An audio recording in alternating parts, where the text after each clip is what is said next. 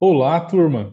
Sou o professor Weber, da disciplina de Química, e hoje nós vamos falar sobre modelos atômicos. Olha, para começar, eu quero que vocês deem uma olhada nestas imagens e me digam o que vocês acham delas. Ali nós temos o homem, quando aprendeu a fazer o fogo, nós temos o homem, quando aprendeu a domesticar os animais, e nós temos também uma imagem de soldados, generais, estudando o mapa de guerra. O que eles estão trabalhando? Conhecimento.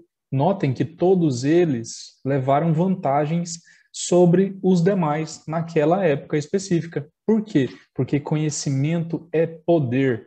Então, se apossem de todo o conhecimento que vocês puderem. Nesta aula, nós vamos estudar os modelos atômicos. Nós vamos passar pelo modelo atômico de Dalton, de Thomson, de Rutherford e de Bohr. Eu tenho aqui um mapa conceitual que pode ajudar vocês a se guiarem nesses estudos. Mas antes, vamos falar sobre Aristóteles, Leucipo e Demócrito. São teóricos, estudiosos, filósofos de antes daqueles personagens que eu já falei para vocês anteriormente.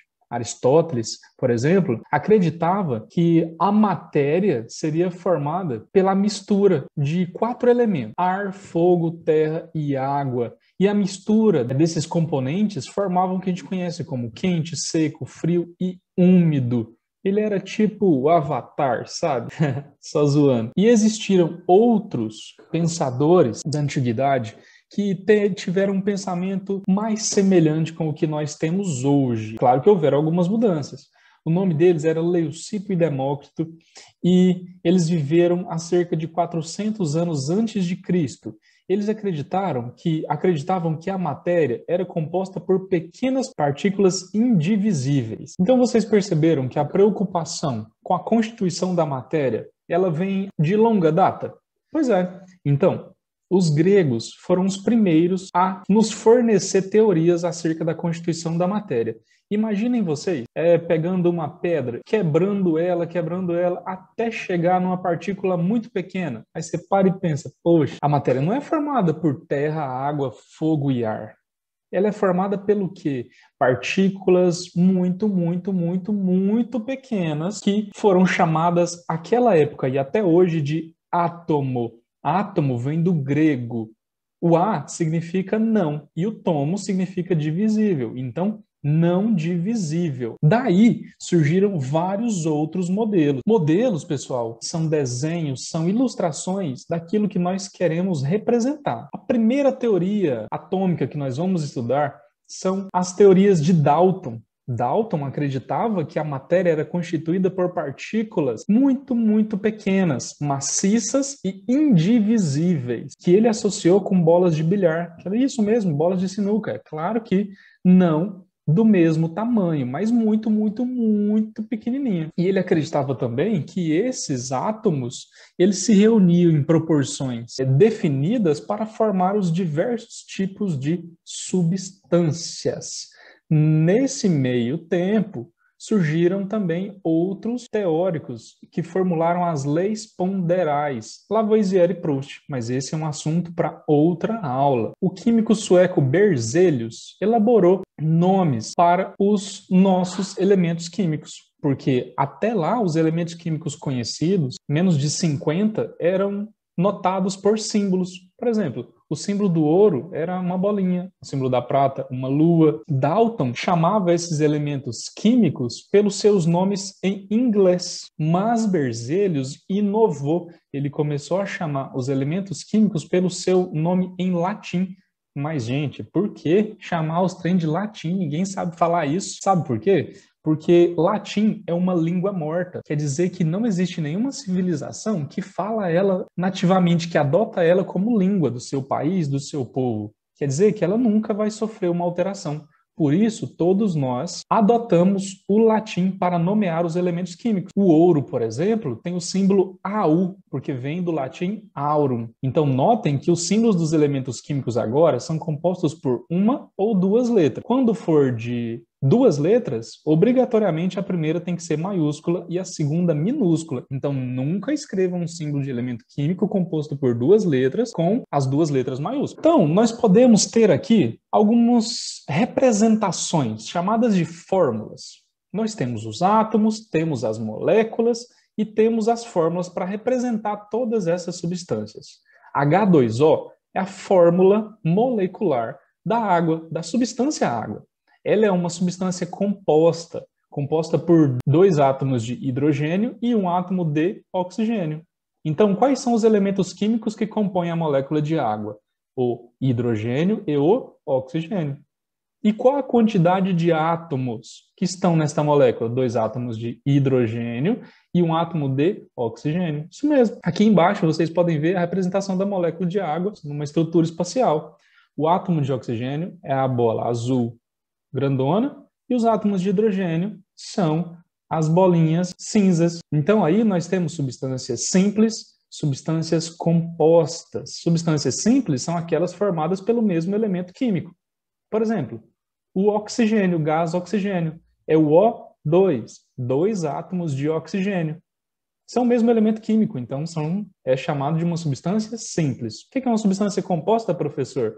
O exemplo é a água, formada por 2 ou mais elementos químicos. Dalton, pessoal, tinha uma disfunção visual que hoje é conhecida como daltonismo devido a esse problema que ele tinha. Vamos fazer um exercício? Estão representados ao lado 4 sistemas diferentes, nos quais as figuras de mesma forma e cor representam o mesmo elemento químico. Com base nessas informações, assinale o que for correto. Olha lá, sistema 1, sistema 2, sistema 3 e sistema 4. Bolinhas diferentes representam elementos químicos diferentes. E bolinhas que estão juntas representam a mesma substância, certo? Então vamos lá. Afirmação número 1. O sistema 1 contém somente substâncias simples? Olha lá no sistema 1. Tá vendo? Substância simples é aquela formada pelo mesmo elemento químico. Vocês podem ver que nós temos a substância de 2 bolinhas pretas e também substâncias formadas por elementos químicos da bolinha branca. São substâncias simples. Então a afirmação número 1 está correta. Isso mesmo, parabéns. No sistema 2, ocorre alotropia. Sim, pessoal, o sistema 2, olha lá, são 2 substâncias diferentes. Uma substância formada por 3 átomos de elementos químicos iguais e uma outra substância com átomos do mesmo elemento químico, só que reunidas de 2 a 2. E isso é alotropia, substâncias diferentes formadas pelo mesmo elemento químico. Então, a afirmativa número 2 está correta também. O sistema 3 contém uma substância pura. Olha lá, aquela substância lá pode ser a molécula de água. Um átomo de oxigênio grandão no meio e 2 átomos de hidrogênio do lado. Por que eu estou chamando aquilo de substância pura? Porque dentro desse sistema, dentro desse quadrado ou dentro daquele copo, existe apenas uma substância. Então, ela é uma substância pura. As substâncias podem ser encontradas de 2 formas: puras ou em misturas. Substâncias puras, somente ela dentro do lugar observado. E a mistura, você encontra 2 ou mais substâncias juntas. Então, afirmativa número 4, positivo, certinho. Afirmativa 8. Os sistemas 1 e 4 contêm misturas? Olha lá no sistema 1. Não tem 2 substâncias diferentes? As pretas e as brancas? Então é uma mistura. Olha lá no sistema 4. Tem 3 tipos, 3 substâncias diferentes. Então é sim uma mistura. Beleza, então a afirmativa 8 também está correta. Revise quantas vezes for necessário, tá? Vamos continuar com a descoberta das partículas subatômicas. Vamos falar sobre J.J. Thomson. Thomson, muito conhecido também nessa teoria atomística. Ele descobriu o elétron. Ele utilizou a ampola de Crookes, que é uma ampola de vidro com 2 polos, um positivo e um negativo. O polo negativo é o cátodo. Então, os raios que saem da parte do cátodo foram chamados de raios catódicos. Vocês podem observar isso aí na animação. Ele fez algumas observações acerca dos raios catódicos na ampola de Crookes. Ele percebeu que os raios catódicos eles se propagavam em linha reta quando ele colocou essa cruz de Malta, essa cruz aí aquela mesma que tem no escudo do Vasco. Eita, nós.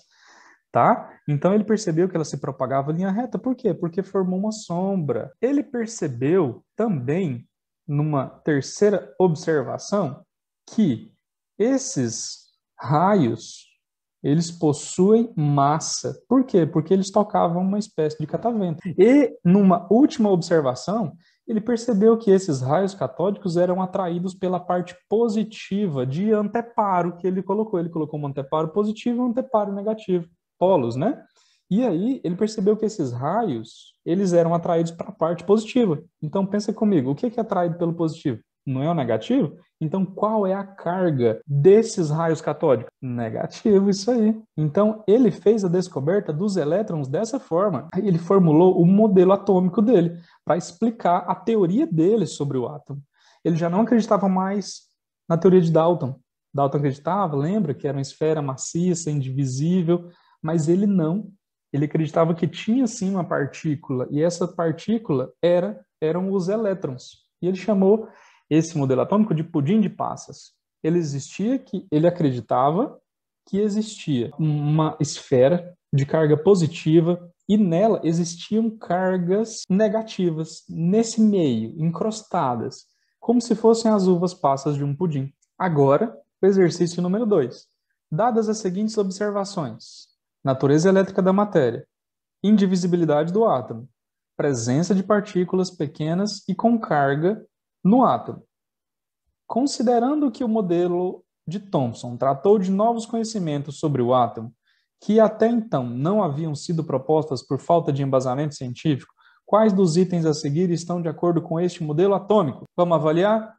Modelo de Thomson, natureza elétrica da matéria. Ótimo, certinho. Indivisibilidade do átomo? Não. Quem acreditava na indivisibilidade do átomo era Dalton. Ficou no passado isso aí, já era. Presença de partículas pequenas com carga no átomo? Haha, aí sim. Qual a alternativa correta do exercício número 2? A alternativa é. Aí, pessoal, as coisas foram acontecendo. Houve a descoberta dos prótons. Eugene Goldstein, através do seu experimento, ele percebeu a carga positiva nos átomos que constituíam a matéria, através de seus experimentos. Aí, pessoal, aconteceu a descoberta da radioatividade, raio-x, elemento radioativo, polônio, urânio, essas coisas. Ih, o trem petecou, foi bom, sabe? Marie Curie. Gente, teve cada personagem que destacou e vocês não têm noção. Então, eu vou destacar 2 acontecimentos. Urânio, raio-x, fenômeno chamado de radioatividade em 1896. Aí, em 1898, Rutherford, que é o próximo cara dos modelos atômicos que vocês vão ver, ele percebeu a subdivisão de emissões radioativas. Ele colocou uma substância radioativa dentro de um bloco de chumbo, polônio, e focou essas emissões radioativas e elas passaram por um campo magnético, positivo e negativo, e perceberam que elas se dividiam. E numa chapa fotográfica ele percebeu 3 divisões. E ele chamou os raios que eram atraídos pelo polo magnético negativo de raios alfa, porque alfa positivo, né, atrai pelo negativo, e os raios beta negativos, porque eram atraídos pelo polo positivo, e os raios gama sem carga, porque não eram atraídos por nenhuma dessas partes. Então ele fez esse feixe de partículas alfa atravessar uma fina lâmina de ouro e percebeu que quando esse feixe de partículas positivas atravessava essa lâmina de ouro, várias partículas se espalhavam. Observa nessa animação aí. Pouquíssimas voltavam, batiam e voltavam, e algumas atravessavam em linha reta. Se um positivo bate no outro positivo, o que ele faz? Fap, repulsa, não é? Por isso que algumas partículas eram repelidas. Agora, se elas batem assim, ó, partícula veio, pá, bateu de ladinho, desviou. Então quer dizer que só desvia quando ela encontra uma outra partícula positiva. Mas a maior parte dessas partículas positivas atravessava. Ou seja, a maior parte dessa fina lâmina de ouro era constituída de espaços vazios.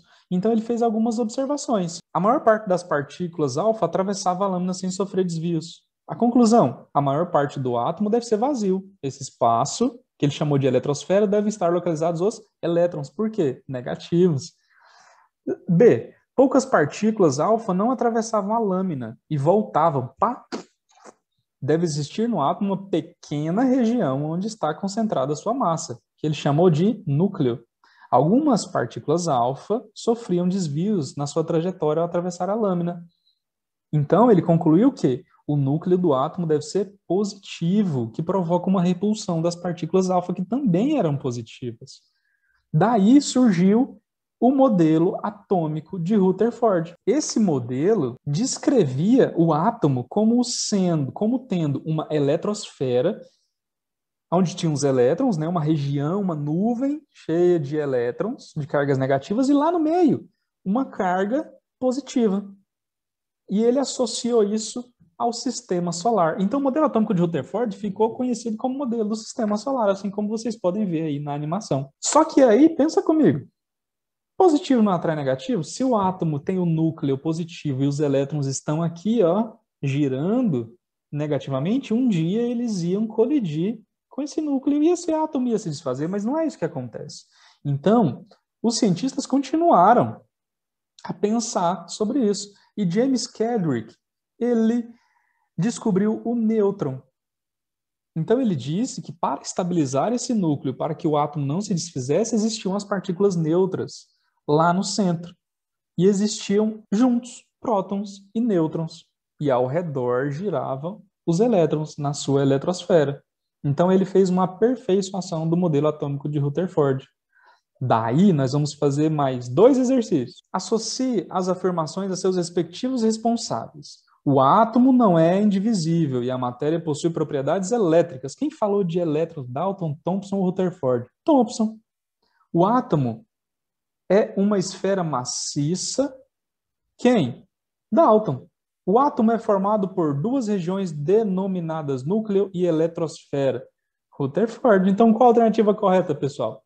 Letra B, exercício número 4. Assinale a alternativa que completa melhor os espaços apresentados na frase abaixo. O modelo de Rutherford propõe que o átomo seria composto por um núcleo muito pequeno de carga elétrica positiva, que seria equilibrado por elétrons de carga elétrica negativa, que ficam girando ao redor do núcleo numa região periférica denominada eletrosfera. Então, qual é a alternativa correta, turminha? Letra D, de doido. Agora, vamos para o último modelo atômico que nós vamos estudar nessa aula, o modelo atômico de Rutherford-Bohr.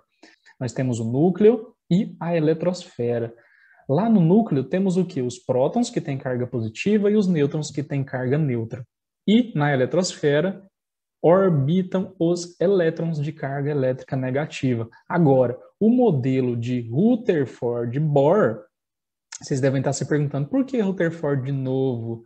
Porque o Bohr que formulou esse novo modelo atômico que nós vamos ver agora, era aluno de Rutherford. Então ele pegou os modelos do seu professor e melhorou, ele adaptou conforme ele achava que seria melhor. Então, Bohr acreditava que esses elétrons orbitavam ao redor do núcleo em uma ordem crescente de energia. E esses elétrons ficavam ali na sua órbita até que houvesse uma mudança de energia. Então, conforme ele recebesse energia, esse elétron passaria para uma camada mais exterior. Então, a teoria de Bohr dizia que existiam camadas eletrônicas. Vamos fazer o exercício número 5. Indique a alternativa que completa corretamente as lacunas do seguinte período. O átomo é uma unidade básica da matéria, que consiste em um núcleo central de carga elétrica positiva, envolto por uma nuvem de elétrons de carga negativa. O núcleo atômico é composto por prótons e nêutrons. Isso mesmo, galera. Qual a alternativa correta? Letra B, de bucéfalo. Aqui tem um mapa mental que vai resumir tudo isso que nós falamos. Para o vídeo aí, tire um print ou então faça uma pesquisa na internet e façam suas anotações nos seus cadernos. Não se esqueçam, conhecimento é poder. Muito obrigado. Um grande abraço.